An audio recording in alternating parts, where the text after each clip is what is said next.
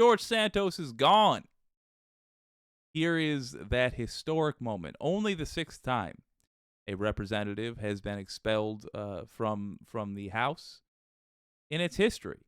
I will point out that 2 of the other expulsions were for traitors that refused to recognize Lincoln as president just before the Civil War.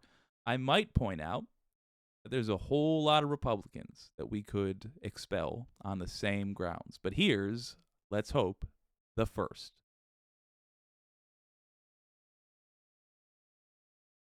Under Clause 5D of Rule 20, the chair announces to the House that in light of the expulsion of the gentleman from New York, Mr. Santos, the whole number of the House is now 434.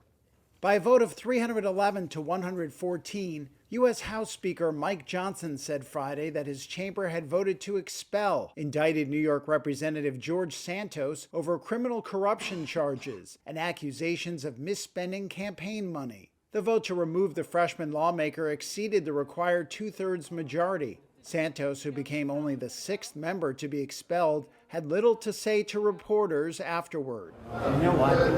As unofficially already no longer a member of Congress, I no longer have to answer some legal questions. He added, to hell with this place, according to media reports. Santos has been mired in controversy since his November 2022 election. He has admitted to fabricating much of his biography, and federal prosecutors accuse him of laundering campaign funds and defrauding donors. Just for clarity, he didn't he didn't fabricate his biography in the sense that he wrote a biography and put untrue things in it. I mean, he lied to the people who elected him about who he was. He might have mentioned to these people that he was a criminal on the run from the Brazilian law. That might have factored into whether or not they trusted him with donations, for example. And oh, hey, he stole a bunch of their donations. And oh, hey, he stole a bunch of Kevin McCarthy's donations. And oh, hey, he literally stole the credit card number of a Republican representative and his mother.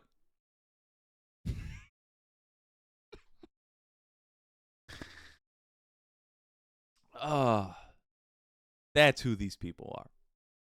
We should always make them, remind them of that. Santos has pleaded not guilty to those charges. He survived a previous expulsion attempt in early November, when hundreds of representatives voted against his removal on the grounds that his criminal case should be resolved first.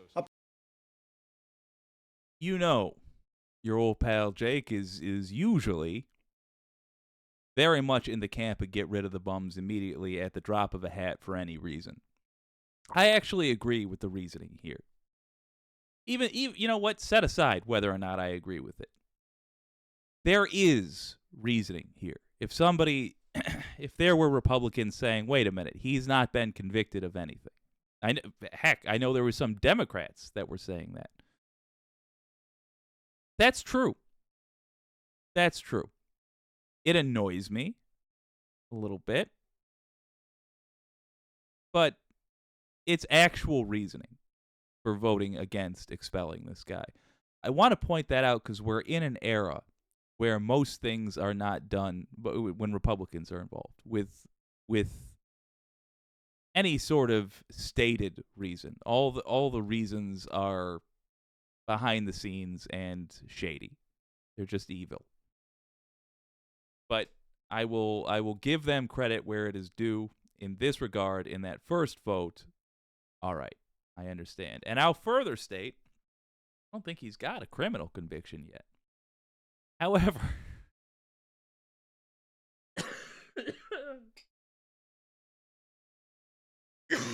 sorry, I've got the plague. However, I can't stress enough.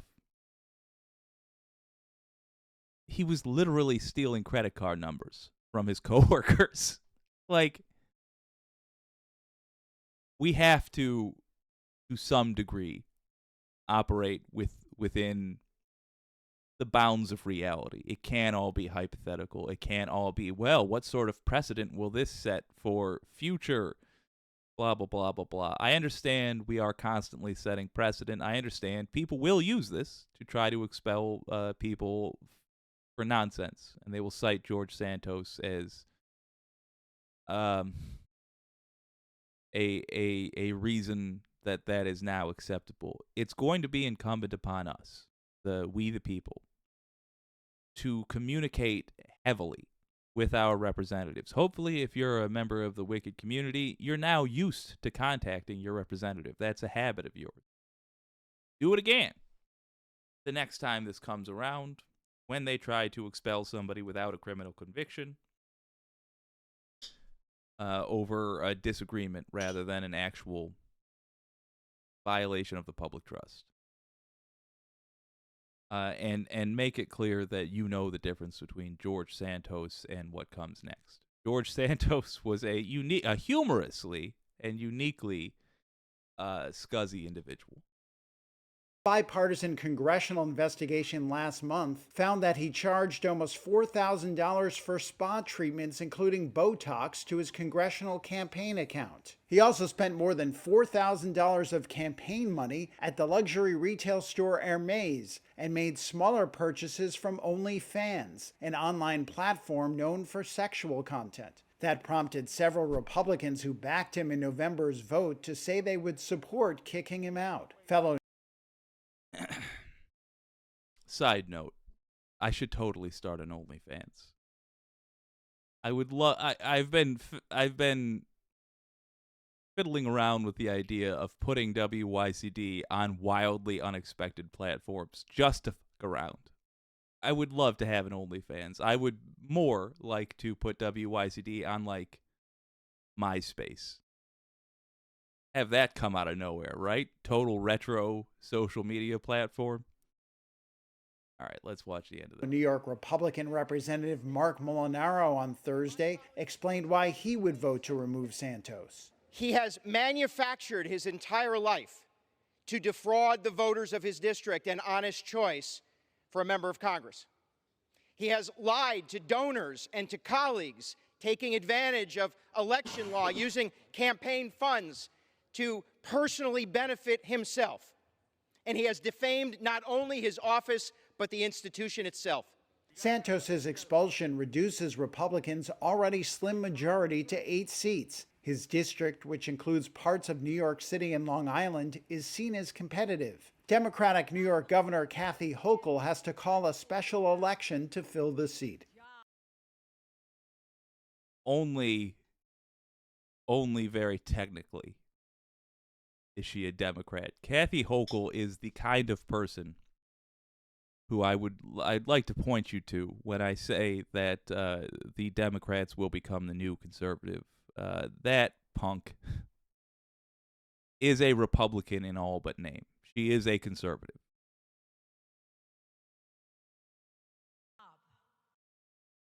You know what? That's actually a little bit unfair because Republican and conservative no longer mean the same thing. Once upon a time, they were synonymous. Now, no. If you're a Republican now, you're a traitor. You don't believe in democracy. You do believe in fascism. You are a bigot. You are either directly hateful towards minorities or you're just okay with them suffering for your benefit, for your perceived benefit. To that end, I think we actually have a shot of winning this special election, even in Long Island, the very worst part of New York. I think we have a shot. I think the average person now understands what this party is all about. I think the average person who got screwed over by Santos in that in that campaign is now going to look at the next candidate and say, is this the same thing? This looks and feels no different than Santos did. Maybe we won't win. But I'll tell you this, that's more money that the Republican Party's got to spend now. We change that to a Democrat seat, we get a couple more to flip.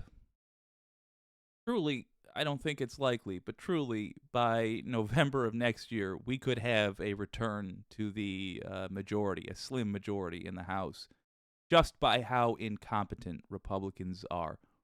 Watch and see. I'm saying it now. I know it seems very bold now. Seems insane now. Just watch. Watch how embarrassing it gets in the Trump trials. Watch what happens when people start having sober conversations about traitors in our ranks. Watch what happens when the truth begins to come to light about who Donald Trump is, what he was doing, and what Republicans were letting him do.